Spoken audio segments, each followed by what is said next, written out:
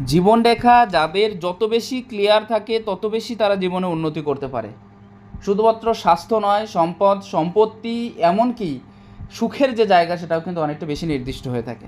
আমরা জানি জীবনরেখার ওপরে যদি প্রোগ্রেস লাইন থেকে থাকে, যে বয়সে প্রোগ্রেস লাইনটা থাকবে সেই বয়সে কিন্তু প্রচুর উন্নতি তারা করতে পারে। ত্রিভুজ সাইন যদি এই রেখার আয়ু রেখার ওপরে দেখা যায়, এটা আরও বেশি পারফেক্ট সাইন হিসেবে দেখা হয় এবং খুব বেটার রেজাল্ট দিয়ে থাকে। মনে রাখতে হবে, যে বয়সে ত্রিভুজ সাইন থেকে থাকবে সেই বয়সে বিশেষ উন্নতি হয়ে থাকে।